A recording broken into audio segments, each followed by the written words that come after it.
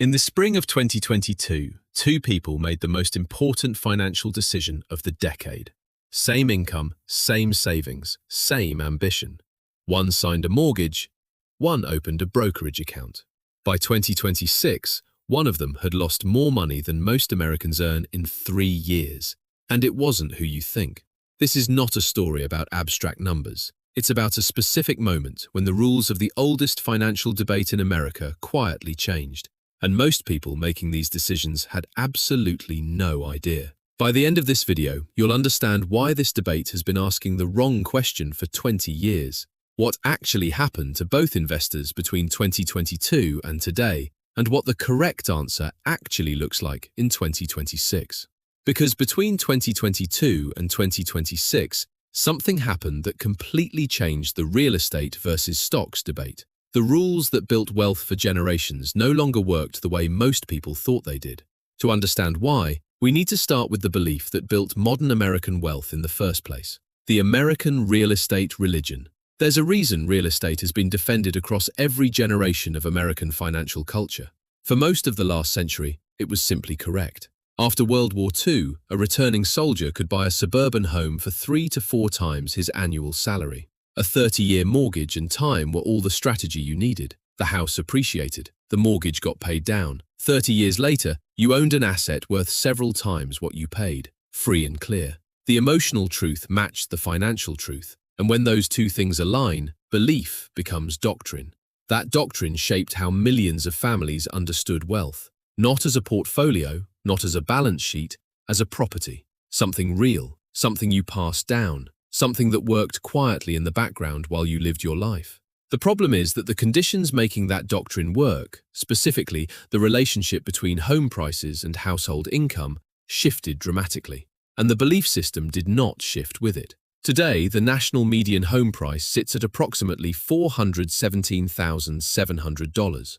At mortgage rates near 6.5%, a buyer putting down 20% faces a monthly payment of roughly $2,100 before property taxes, before insurance, before the first repair bill. The Federal Reserve estimates that 65% of American households cannot afford the median-priced home. Not a luxury property, the median. Buying a house used to be an act of financial common sense, accessible to almost anyone with stable income. In 2026, in many markets, it requires a combination of income, savings, and timing that the majority of Americans simply do not possess. But before you take that as a case for abandoning real estate entirely, you need to understand why it still builds more American millionaires than any other asset class. Because those structural advantages are real, and they're not disappearing. The 5 pillars and the slow leak. Real estate's dominance in American wealth creation is not sentiment. It's structural. 5 specific mechanisms make it fundamentally different from any other investment available to ordinary people. Leverage. Put 20% down and the bank covers the other 80%. You control a $400,000 asset with $80,000 of your own capital. A 10% appreciation produces roughly a 50% return on your actual dollars. No standard brokerage account offers that kind of amplification. The tenant subsidy.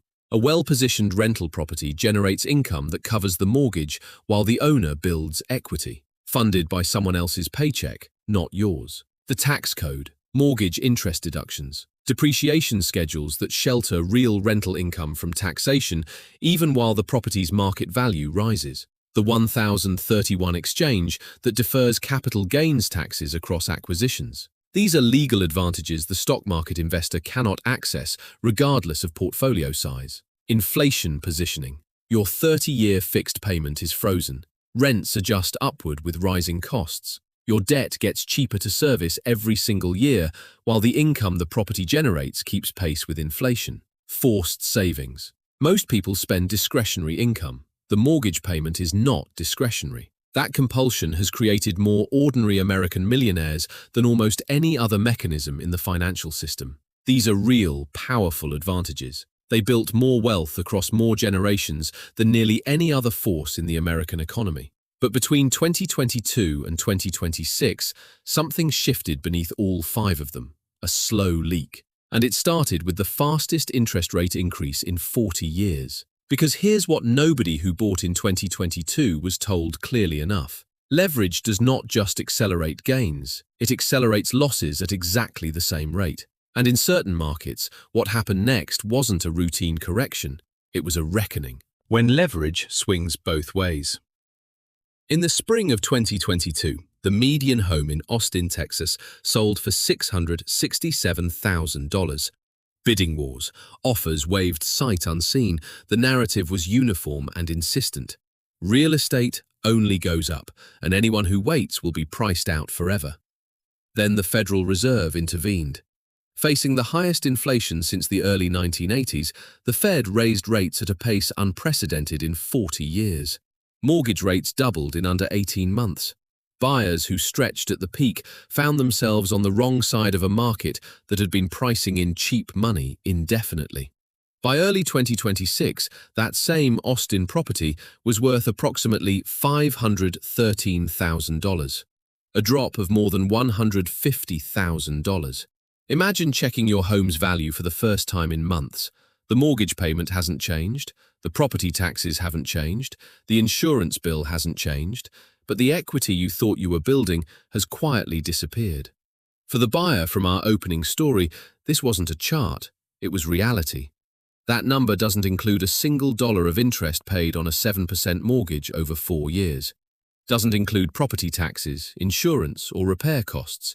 The buyer who put down $133,000, the standard 20%, didn't just see their investment decline 23%. They watched their entire down payment functionally disappear while continuing to service a mortgage on a home worth less than they owed. Austin was not isolated.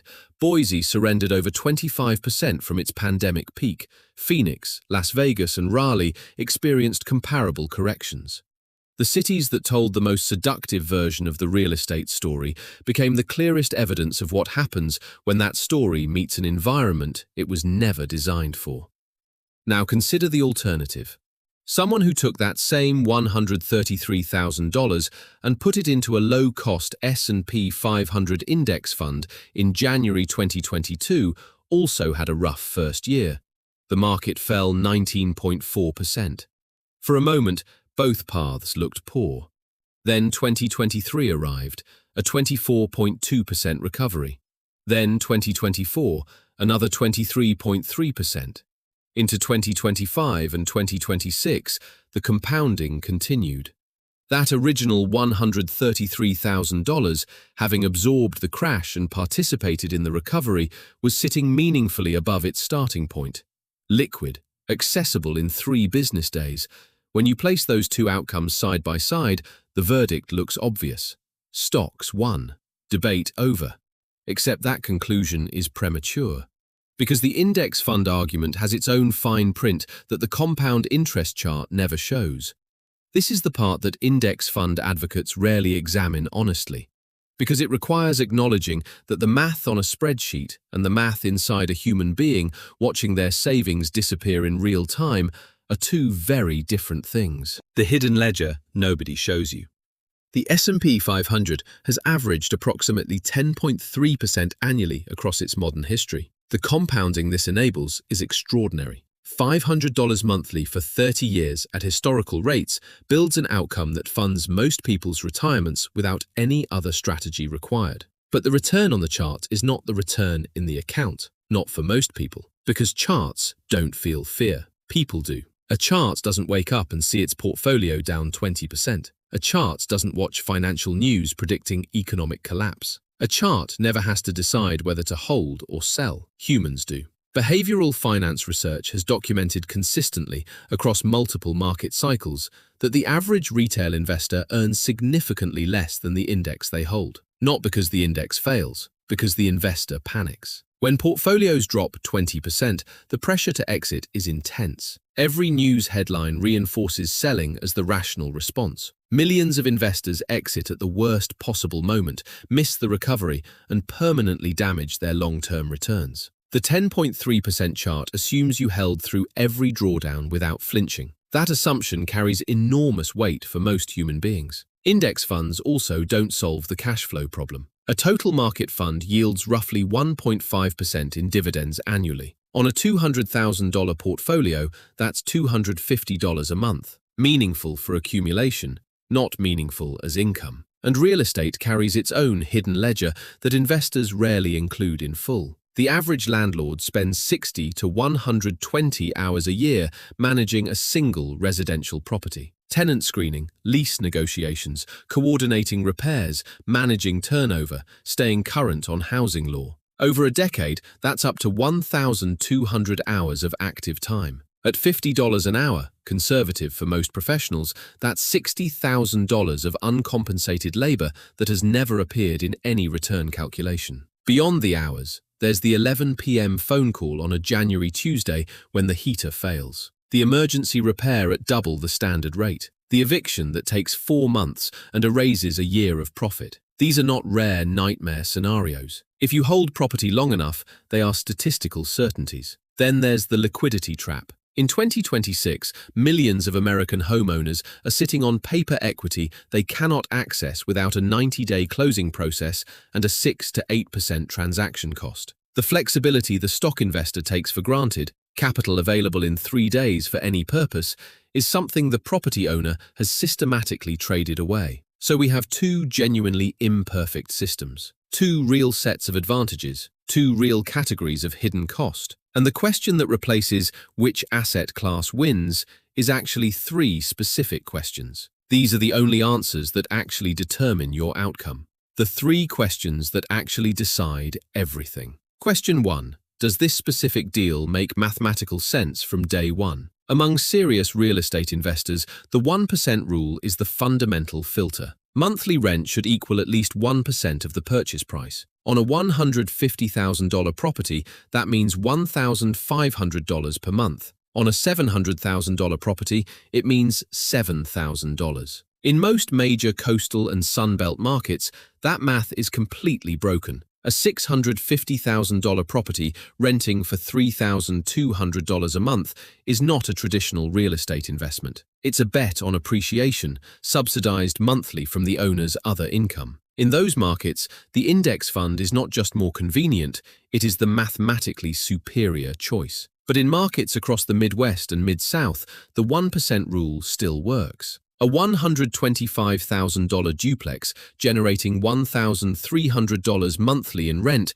is a fundamentally different financial object than an overpriced coastal acquisition. The asset class label is the same, the arithmetic is completely different. That distinction matters more than any general argument about which asset class wins. Question 2. Do you have the operational capacity to execute this like a business? Real estate with leverage and tax advantages, managed with genuine discipline, is among the most powerful wealth creation tools available to ordinary Americans. Real estate treated as passive income, with no maintenance reserves, no screening process, no contractor relationships, is among the most reliable ways to destroy capital while feeling productive. Before committing to the property path, the honest question is not whether you can afford the down payment. It's whether you have the temperament, the systems, and the time to run this as an actual business. If yes, the structural advantages are extraordinary. If no, the hidden labor costs will erode paper returns until the moment they collapse. Question 3. Where are you in your financial life, and what does your capital need to accomplish? At 25, with $15,000 saved and a 40-year horizon, the zero-cost entry and compounding runway of the stock market are extremely difficult to compete with. Starting early, contributing consistently, and holding through volatility builds extraordinary outcomes without operational expertise. At 45, with substantial income and a meaningful tax burden, depreciation deductions, interest write-offs, and 1031 exchange provisions create a tax optimization dimension that no index fund replicates. Real estate becomes compelling independent of appreciation when it's reducing a significant annual tax obligation. The correct answer is genuinely different for these two people. The debate that ignores this and presents the question as a universal contest has always been misleading the audience it claims to serve. But we are in 2026 specifically. The current environment carries conditions that don't exist in the historical data sets this debate typically relies on. Those conditions shift the calculation for both paths in ways that matter to anyone making this decision today. What 2026 changes about both paths? The housing market is entering a structural shift that most observers haven't fully registered. For 2 years after rate hikes hit in 2022, inventory collapsed. Homeowners with 3% mortgages refused to sell rather than trade into a 7% market. This lock-in effect suppressed supply to near historic lows, keeping prices elevated even as buyer demand fell. That freeze is now dissolving. Divorces, retirements, relocations, and health events don't wait for rates to improve. Inventory is returning, and the supply-demand dynamics that made buying feel impossible are gradually normalizing. Federal policy in early 2026 also began directly addressing one of the decade's significant market distortions: institutional acquisition of single-family homes. Executive actions targeting large investment firms signal a regulatory shift that, if sustained, returns competitive positioning to individual buyers who have been outbid by algorithmic purchasing programs for years. The stock market faces its own question. The S&P 500 is now heavily concentrated in a small number of technology and AI companies whose valuations reflect future earnings expectations that are both ambitious and uncertain. The index's traditional diversification promise is being tested by concentration conditions without strong historical precedent. This is not a direction prediction. It is a risk factor the hold forever case does not fully account for. For investors navigating both uncertainties, real estate investment trusts deserve more serious consideration than the binary debate typically allows. REITs offer real estate exposure across commercial, residential, industrial, and specialty properties through publicly traded shares with full liquidity. You forfeit personal leverage and depreciation write-offs. You also completely eliminate the operational demands, the geographic concentration, and the midnight emergency phone calls. In overpriced markets with broken rent-to-price ratios, disciplined index fund investing is the clear mathematical choice at current conditions. In cash flow markets, where the numbers work from day one, or for high-income investors who genuinely need the tax optimization tools that property ownership provides, real estate's structural advantages remain compelling even at current rate levels. The correct path is determined by your market, your capital, your capacity, and the specific economics of the transaction in front of you. We started with 2 people in the spring of 2022. Same starting point. One signed a mortgage, one bought the market, and by 2026, their outcomes were separated by 6 figures in a direction neither anticipated. Not because one asset class was superior, because the conditions of their specific decisions, the price, the market, the operational reality, were different in ways the simple real estate or stocks framing completely hides. The investors who build durable wealth are not the ones who found the winning asset class. They're the ones who stopped asking that question. They asked whether the specific deal made mathematical sense, whether they had the capacity to execute it, whether it fit where they were in their financial life. And when all 3 answers pointed the same direction, they acted. The real estate versus stocks debate is not a competition to win with a chart. It's a distraction from the only analysis that actually matters, the one built around your numbers, your market, and your life. Anyone offering you a universal answer to a fundamentally personal question is not giving you advice. They're giving you content. Because the question was never real estate or stocks. It was whether you understood the game you were actually playing. Most people don't lose money because they choose the wrong asset. They lose money because they never understood the rules in the first place. If this gave you a clearer framework for one of the most consequential decisions of the coming decade, hit the like button. It's the most direct signal that this kind of unfiltered analysis reaches people who need it. Subscribe because the follow-up goes deeper. What the actual sequencing looks like when you build toward both, the specific triggers for moving capital between vehicles, and why the order you build these paths matters as much as the paths themselves. I'll see you there.